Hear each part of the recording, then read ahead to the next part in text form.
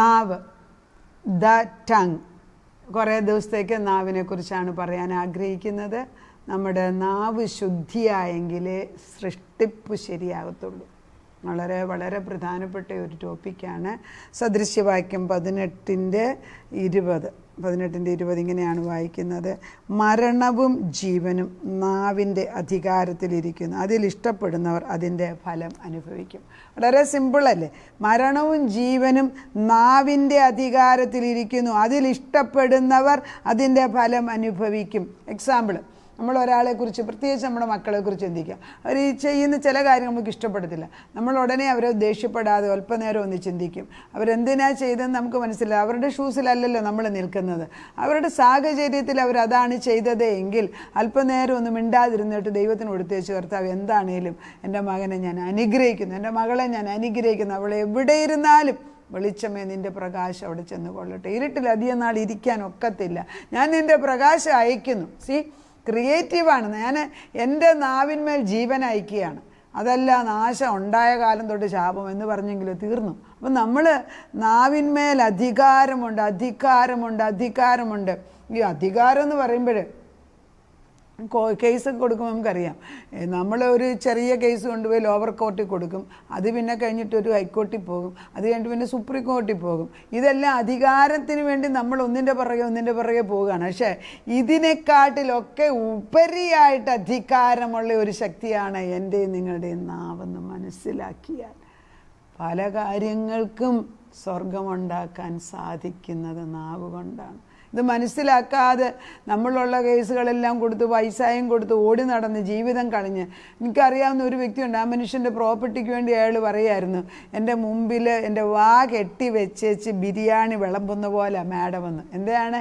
ഭക്ഷിക്കാൻ ഒക്കൂല. കറക്റ്റാണ്.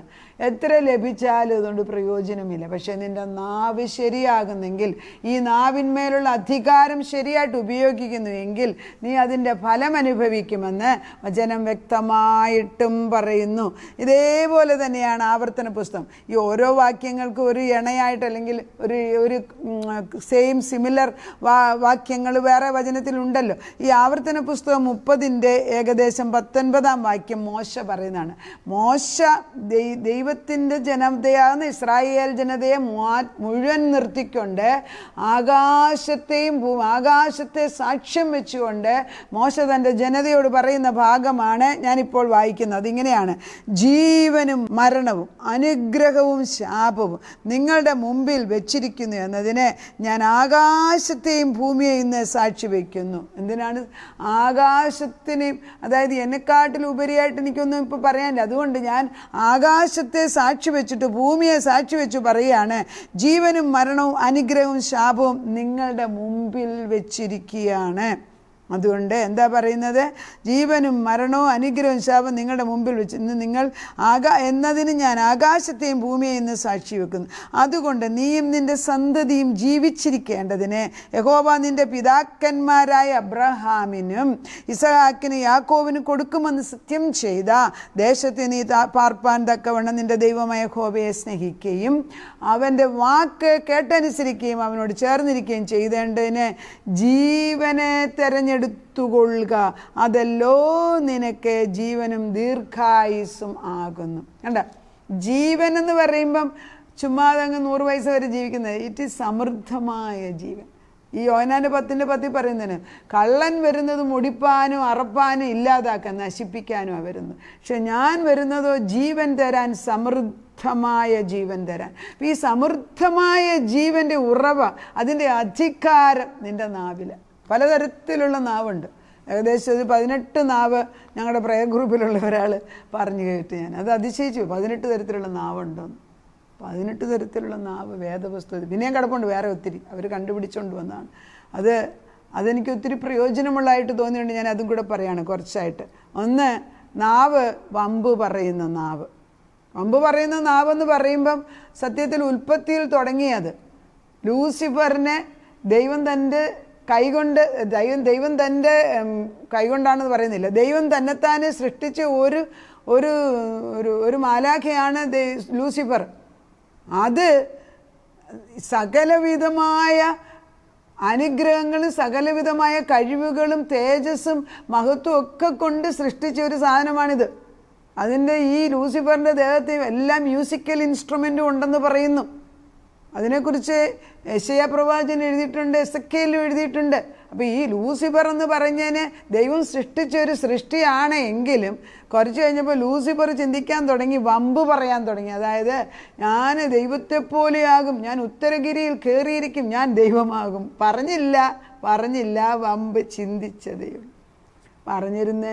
പറയുന്നതിന് മുൻപേ വെട്ടിത്താഴെയിട്ടു. വമ്പ് പറയുന്ന നാവെന്ന് യാക്കോബിൽ പറയുന്നുണ്ട് 3-ാം അധ്യായത്തിൽ, നാവ് വമ്പ് പറയുമെന്ന്. അപ്പോൾ നാവിനെക്കുറിച്ച് ഇത് പറയേണ്ടത് പറയണം, പറയേണ്ടാത്തത് പറയാതിരിക്കണം. പക്ഷെ വമ്പ് പറയുന്ന നാവിനെ പറയുന്നതിന് മുമ്പ് ദൈവം വെട്ടിയിടുന്നു. എന്തുമാത്രം മനുഷ്യരാണ് ഇതിനടിമയായിട്ട്. പിന്നെ ഭൂമിയിൽ സഞ്ചരിക്കുന്ന ഒരു നാവുണ്ടെന്ന്, ഇതൊക്കെ വേദപുസ്തകത്തിൽ എഴുതിയിട്ടുണ്ടെന്ന് ഞാൻ തന്നെ അതിശയിച്ചു പോയി. സങ്കീർത്തനം 73:9 ഭൂമിയിൽ സഞ്ചരിക്കുന്ന ഒരു നാവിനെ കുറിച്ച് പറയുന്നു. സങ്കീർത്തനം അതുപോലെ തന്നെ സദൃശ്യവാക്യം 10:31-32 പറയുന്നു, വക്രതയുള്ളൊരു നാവാണ് നിനക്കുള്ളതെന്ന്. നിനക്ക് നാവ് വക്രത നിറഞ്ഞതാണ്.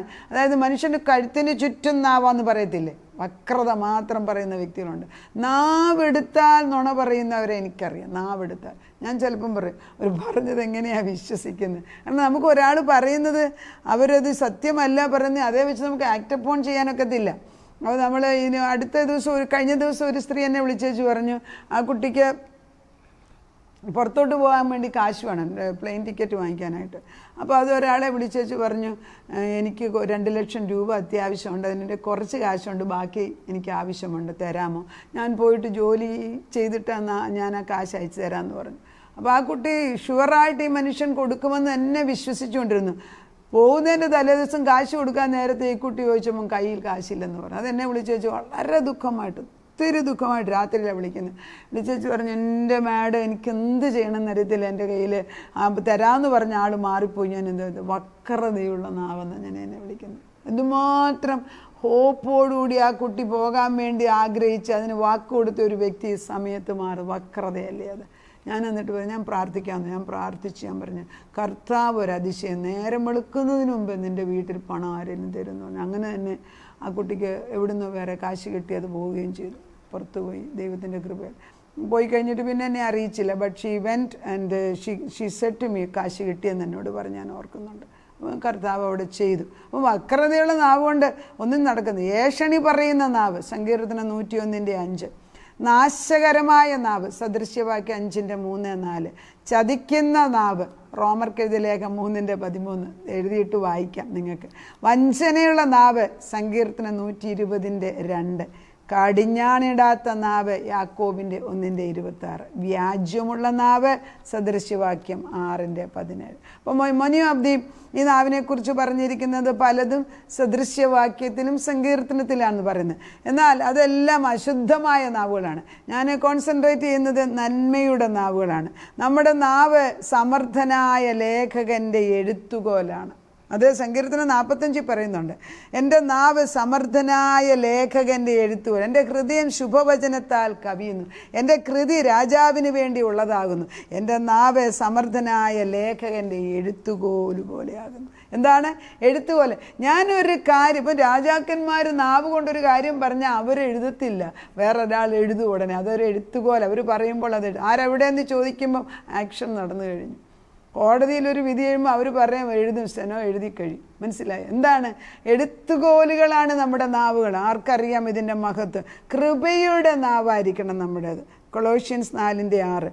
വെള്ളിയുടെ നാവാണ്. വെള്ളി എന്ന് പറയുമ്പോൾ ഊതി അതായത് തീച്ചൂളയ്ക്കകത്തിട്ട് 7 വട്ടം ശുദ്ധിയാക്കി തീക്കകത്തിട്ട് ശുദ്ധിയാക്കിയ നാവായിരിക്കണം വെള്ളി നാവ്. വെള്ളി നാവായിരിക്കണം നമുക്കുള്ളത്. ജയിക്കുന്ന നാവാണ്. നമ്മൾ എന്ത് പറഞ്ഞാലും അത് ജയമുണ്ട്, ഷുവറാണ്. പിന്നെ അധികാരമുള്ള നാവ്, പറഞ്ഞല്ലോ നാവിന്മേലാണ് അധികാരം എന്ന് സദൃശ്യവാക്യം 18:31 നമ്മൾ പറഞ്ഞു. ജ്ഞാനം പ്രസ്താവിക്കുന്ന നാവ്. എന്താണ്? ഒരാൾ ഇപ്പം ഞാൻ ചെറുപ്പത്തിലൊക്കെ ഞാൻ ഓർക്കുന്നത്, നമ്മുടെ അടുത്ത് ഹൈക്കോടതി പ്രാക്ടീസ് ചെയ്തൊരു ജഡ്ജ് താമസിക്കുന്നുണ്ടായിരുന്നു. എൻ്റെ വലിയപ്പച്ചൻ പറയും എന്തെങ്കിലും പ്രശ്നം വരുമ്പോൾ അങ്ങോട്ടൊന്ന് പോയി ചോദിക്കാൻ. ഇന്ന് അങ്ങനെ ആളുകൾ അടുത്തെങ്ങും ഇല്ല, ഉണ്ടെ തന്നെ ചോദിക്കാൻ ആരും റെഡിയല്ല, ആരും പോകത്തുമില്ല. അവരുടെ ഒന്നും ഉപദേശം നമുക്ക് ആവശ്യമില്ല. എല്ലാത്തിനും ഗൂഗിളുണ്ട്, അല്ലെങ്കിൽ ആർട്ടിഫിഷ്യൽ ഇൻ്റലിജൻസ് ഉള്ളപ്പം ആർക്കാ ദൈവത്തെ വേണ്ടി? അങ്ങനെ ഒരു കാലം വരുന്നു. ജ്ഞാനം പ്രസ്താവിക്കുന്ന ഒരു നാവ്, നീതിയെയും സ്തുതിയെയും വർണ്ണിക്കുന്ന നാവ്, പിന്നെ ശിഷ്യന്മാരുടെ നാവ് സ്വർണ്ണ നാവ്. നമ്മൾ നാവ് ശുദ്ധമാക്കണം. അത് കൃപയുടെ നാവാകണം. നമ്മുടെ നാവ് സ്വർണ്ണ നാവാകണം. അഗ്നിനാവ് പോലെ പിളർന്ന നാവ്. പരിശുദ്ധാത്മാവ് അപ്പസ്തോല പ്രവൃത്തി 2-ാം അധ്യായത്തിൽ വന്നപ്പോൾ തീജ്വാല പോലെ പിളർന്ന നാവ് വന്നിട്ട് ഓരോ ശിഷ്യന്മാരുടെ മുകളിൽ ആ നാവ് വന്ന് പതിക്കുകയും അവർ അന്യഭാഷയിൽ സംസാരിക്കുകയും ചെയ്തു. നാവിനെ ശുദ്ധമാക്കി കൊടുത്തു. നാവ് 50-നകത്ത് ഇങ്ങനെയാണ് വായിക്കുന്നത്. ഈ വാക്യം വളരെ പ്രധാനമാണ്. ഇതുകൂടെ വായിക്കുകയാണ്. 50:4, യെശയ്യാ 50:4. തളർന്നിരിക്കുന്നവനെ വാക്കുകൊണ്ട് താങ്ങുവാൻ അറിയേണ്ടതിന് യഹോവയായ കർത്താവേ എനിക്ക് ശിഷ്യന്മാരുടെ നാവ് തന്നിരിക്കുന്നു. അവൻ രാവിലെ തോറും ഉണർത്തുന്നു, ശിഷ്യന്മാരെ പോലെ കേൾക്കേണ്ടതിന് അവൻ എൻ്റെ ചെവി ഉണർത്തുന്നു. യഹോവയെ കർത്താവേ എൻ്റെ ചെവി തുറന്നു, ഞാനോ മറുത്തു നിന്നില്ല, പിന്തിരിഞ്ഞതുമില്ല. ഇതാണ് ദൈവത്തിൻ്റെ ശിഷ്യന്മാരുടെ നാവാക്കി മാറ്റണം. അനുഗ്രഹമുള്ള നാവാണ്, കൃപയുള്ള നാവാണ്, സ്വർണ്ണനാവാണ്, ശുദ്ധിയുള്ള നാവാണ്, ഉപദേശം കൊടുക്കുന്നതാണ്, ജ്ഞാനം പ്രസ്താവിക്കുന്ന, ദൈവത്തെ സ്തുതിക്കുന്ന നാവാക്കി മാറ്റണം. നമുക്ക് പ്രാർത്ഥിക്കാം. നാവിന്മേലാണ് അധികാരമെന്ന് നീ പറയുന്ന എല്ലാ അധികാരവും നാവിന്മേൽ വെച്ചിട്ട് എത്ര പേരാണ് ഈ നാവ് ശരിയായിട്ട് ഉപയോഗിക്കുന്നത്? ഏത് ഭവനത്തിലാണ് പ്രായം ചെന്നവർ മക്കളെ നിരന്തരം അനുഗ്രഹിച്ചു കൊണ്ടിരിക്കുന്നത്? ആവർത്തന പുസ്തകം 28-നകത്ത് 1 തൊട്ട് 14 വരെ തലമുറയെ അനുഗ്രഹിക്കുന്ന വാഗ്ദത്തങ്ങൾ എഴുതി വച്ചിരിക്കുന്നു. ഉൽപ്പത്തി 12-ാം അധ്യായത്തിന് 1 തൊട്ട് 4 വരെ അനുഗ്രഹങ്ങൾ എഴുതി വെച്ചു. ഇതൊക്കെ എടുത്ത് വായിച്ച് യോസഫിൻ്റെ ഉൽപ്പത്തിയിൽ 49:22 തൊട്ട് ജോസഫിനെ അനുഗ്രഹിച്ചത് എഴുതി വെച്ച് ഇതൊക്കെ എടുത്തു വായിച്ച് തലമുറകളെ അനുഗ്രഹിക്കാനുള്ള കൃപ തരണമേ. രാവിലെ തോറും നിൻ്റെ ദയയ്ക്ക് വേണ്ടി ഞങ്ങൾ കൃപയോടെ നിൻ്റെ സന്നിധിയിൽ വന്നിട്ട് കർത്താവേ, ഈ അനുഗ്രഹ വാക്കുകൾ തലമുറ മേൽ അയച്ചിട്ട് അനുഗ്രഹത്തിൻ്റെ വിത്തുകൾ ഇട്ടിട്ട് അത് കൊയ്തെടുക്കാൻ തക്കണം ഞങ്ങളെ ബലപ്പെടുത്തണമേ. ഞങ്ങളുടെ നാവുകൾ നിൻ്റെ നന്മയെ വിളിച്ചു പറയുന്നതാക്കി മാറ്റണേ അപ്പച്ച. ഞങ്ങളുടെ നാവ് കൊണ്ട് ദൈവമേ ദൂഷ്യഫലങ്ങൾ ഉണ്ടെന്ന് ഞങ്ങൾക്കറിയാം. ഈ നാവിനെ നിയന്ത്രിക്കാൻ തക്കവണ്ണം പ്രത്യേകം ഒരു കടിഞ്ഞാണിടണമേ. പരിശുദ്ധാത്മാവ് അത് ചെയ്തേ പറ്റൂ കർത്താവേ. ആത്മാവിൽ ഞങ്ങളെ ബലപ്പെടുത്തിക്കാട്ടെ. അടുത്ത തലമുറയ്ക്ക് ഈ നാവിനെ ശരിയായിട്ട് ഉപയോഗിക്കാൻ. മിക്ക ഡിവോഴ്സും കർത്താവെ മനുഷ്യരുടെ പ്രവൃത്തിയെക്കാട്ടി കൂടെ നാവ് ഉപയോഗിക്കുന്നുണ്ട്. നാവ് കൊണ്ട് ഒരു മനുഷ്യനെ അറുത്ത് കീറുന്നതായിട്ട് ഞാൻ കാണുന്നുണ്ട് കർത്താവെ. കർത്താവിൻ്റെ പരിശുദ്ധാത്മ എഴുന്നള്ളി വന്നിട്ട് നാവ് കൊണ്ട് ഉപദ്രവിക്കുന്നതിനെ നിർത്തിവെച്ചിട്ട് ഇന്ന് മുതൽ ഈ നാവ് അനുഗ്രഹ നാവാക്കി ജീവൻ്റെ നാവായിട്ട് ദൈവത്തിൻ്റെ പരിശുദ്ധാത്മാവിൻ്റെ നാവാക്കി മാറ്റിയെടുക്കണമെന്ന് പ്രാർത്ഥിക്കുന്ന കർത്താവെ. തിരുമുഖത്തേക്ക് നോക്കിയേച്ച് അവിടുന്ന് പറഞ്ഞിരിക്കുന്ന വാഗ്ദത്തങ്ങൾ ഓരോന്നും പിറക്കിയെടുത്ത് ചൊല്ലി അനേക മക്കൾക്ക് പ്രയോജനവും അനുഗ്രഹമാക്കുവാൻ എടുത്ത് ഉപയോഗിക്കാൻ ഈ നാവിനെ ശരിയാക്കി തരണമേ. നിനക്ക് ഇഷ്ടമില്ലാത്ത ഒന്നും ഈ നാവ് കൊണ്ട് പറയിപ്പിക്കരുത്. തലമുറകളുടെ മേൽ ഈ അനുഗ്രഹം പാസ് ചെയ്യട്ടെ. പക്ഷേ കോൺഷ്യസ് ആയിട്ട് ഞങ്ങളുടെ നാവിനെ ശുദ്ധീകരിക്കുന്നു എന്നൊരു തീരുമാനം ഇന്ന് എടുക്കുന്നു. അതിനത് ചെയ്തിരിക്കുന്നതിനാൽ സ്തോത്രം. ഞങ്ങളുടെ യാചന, ഞങ്ങളുടെ ആവശ്യം നീ കേട്ടതിനാലും നാവിനെ ശുദ്ധീകരിച്ചിരിക്കുന്നതിനാൽ നന്ദി പറയുന്നു. പ്രാർത്ഥനയുടെ ഉത്തരം തന്ന ദൈവത്തിന് നന്ദി. യേശുക്രിസ്തുവിൻ്റെ പുണ്യനാമത്തിൽ തന്നെ ആമേൻ.